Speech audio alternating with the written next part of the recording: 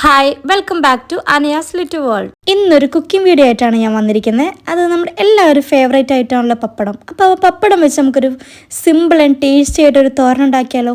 അപ്പോൾ നമുക്ക് എങ്ങനെയാണ് ഈ ഒരു സിമ്പിൾ ആൻഡ് ടേസ്റ്റി ആയിട്ടുള്ള പപ്പടത്തോരൻ ഉണ്ടാക്കാൻ നോക്കിയിട്ട് വന്നാലോ.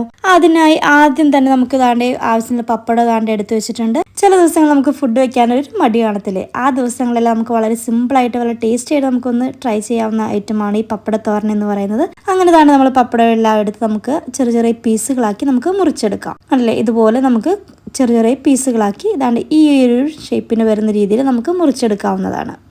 വളരെ കുറച്ച് ഇൻഗ്രീഡിയൻസ് മതി നമുക്ക് ഈ ഒരു സിമ്പിളായി ടേസ്റ്റി ആയിട്ടുള്ള ഈ പപ്പടത്തോരൻ ഉണ്ടാക്കാൻ വേണ്ടി. പിന്നെ അതാണ്ട് സവോള അരിഞ്ഞു വെച്ചിട്ടുണ്ട്, കുറച്ച് വറ്റൽമുളകും വേണം. ചീനിച്ചട്ടി നമ്മളെടുത്ത് ചീനിച്ചട്ടി ചൂടായതിനു ശേഷം അതിലേക്ക് നമുക്ക് ആവശ്യത്തിനുള്ള വെളിച്ചെണ്ണ അല്ലെങ്കിൽ ഓയിൽ ഒഴിച്ചു കൊടുക്കാം. ഒഴിച്ചു കൊടുത്ത് വെളിച്ചെണ്ണ ചൂടായതിനു ശേഷം അതിലേക്ക് നമ്മുടെ ഈ ചെറുതാക്കി അരിഞ്ഞു വെച്ചിരിക്കുന്ന നമ്മുടെ പപ്പടം ഉണ്ടല്ലോ അതെല്ലാം ഇട്ട് കൊടുത്ത് നമുക്കൊന്ന് ഫ്രൈ ചെയ്തെടുക്കാം. പപ്പടം അതാണ്ടേ നമ്മൾ നല്ലപോലെ ഒന്ന് വറുത്തെടുത്തിട്ടുണ്ട്.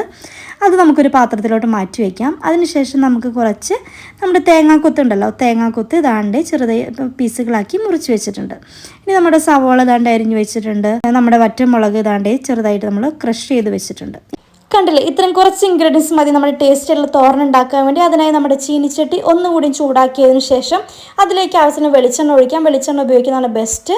ഇനി അതിലേക്ക് നമ്മുടെ അരിഞ്ഞു വെച്ചിരിക്കുന്ന തേങ്ങാക്കൊത്ത് ഇട്ട് കൊടുക്കാം. തേങ്ങാക്കൊത്ത് കളർ ചേഞ്ച് ആവുന്നതിന് മുമ്പ് തന്നെ നമുക്ക് അതിലേക്ക് നമ്മുടെ ചെറുതാക്കി അരിഞ്ഞു വെച്ചിരിക്കുന്ന സവോളയും കൂടി ഇട്ട് കൊടുക്കാം.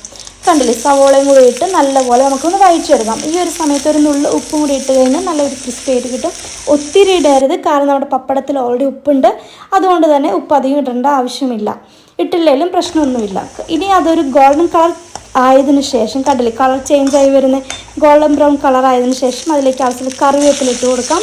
പിന്നെ നമ്മുടെ ക്രഷ് ചെയ്ത് വെച്ചിരിക്കുന്ന വറ്റൽമുളകും കൂടി ഇട്ട് നല്ലപോലെ ഒന്ന് വഴറ്റിയതിന് ശേഷം അതിലേക്ക് 1/4 ടീസ്പൂൺ മഞ്ഞൾപ്പൊടി, 1/2 ടീസ്പൂൺ മുളക് പൊടിയും കൂടി ഇട്ട് നല്ലപോലെ ഒന്ന് വഴറ്റിയെടുക്കാം.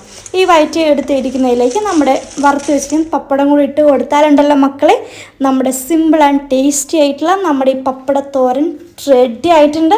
അപ്പോൾ എല്ലാവരും ഇത് ട്രൈ ചെയ്യാൻ മറക്കരുത്. വളരെ സിമ്പിളായിട്ട് നമുക്ക് എത്ര മടി പിടിച്ചിരിക്കുന്ന സമയത്താണെങ്കിലും, നമുക്ക് വീട്ടിൽ ഒത്തിരി സാധനങ്ങളൊന്നും ഇല്ലാത്ത സമയത്താണെങ്കിലും നമുക്ക് വളരെ ടേസ്റ്റി ആയിട്ട് തന്നെ നമുക്ക് ഉണ്ടാക്കാൻ പറ്റിയിട്ടുള്ള റെസിപ്പിയാണ്.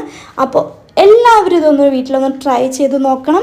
അങ്ങനെ താണ്ടേ നമ്മുടെ ഇന്നത്തെ ഫുഡ് എന്ന് പറയാനായിട്ട് ഒരു ചെറിയൊരു മീൻ വറുത്ത ഒരു പീസും അതുപോലെ തന്നെ നല്ല കട്ട തൈരും കൂട്ടത്തിൽ നമ്മുടെ ഈ ഒരു ടേസ്റ്റി ആയിട്ടുള്ള നമ്മുടെ ഈ ഒരു തോരനുണ്ടല്ലോ, നമ്മുടെ പപ്പടത്തോരൻ, അതും കൂടി ആയ എൻ്റെ മക്കളെ നമ്മുടെ ഇന്നത്തെ ഫുഡ് എന്ന് പറയും കുശാലായിട്ടുണ്ട്. വീട്ടിലെ കുട്ടികൾക്കും മുതിർന്നവർക്കും ഒരുപോലെ ഇഷ്ടപ്പെടുന്ന ഒരു വെറൈറ്റി ആയിട്ടുള്ള തോരനാണിത്. അപ്പോൾ എല്ലാവരും ഇത് വീട്ടിലൊന്ന് ട്രൈ ചെയ്ത് നോക്കണം. ട്രൈ ചെയ്ത് നോക്കിയാൽ മാത്രം പോരാ, വീഡിയോ ഇഷ്ടപ്പെട്ടെങ്കിൽ എല്ലാവരും ഒന്ന് ലൈക്ക് ചെയ്യാൻ മറക്കരുത്. അതുപോലെ തന്നെ നിങ്ങളുടെ അഭിപ്രായങ്ങളൊന്ന് കമൻറ്റായി രേഖപ്പെടുത്താൻ മറക്കരുത്. ഇനിയും പുത്തൻ രുചികളും കാഴ്ചകളുമായി നമുക്ക് അടുത്ത വീഡിയോയിൽ കാണാം.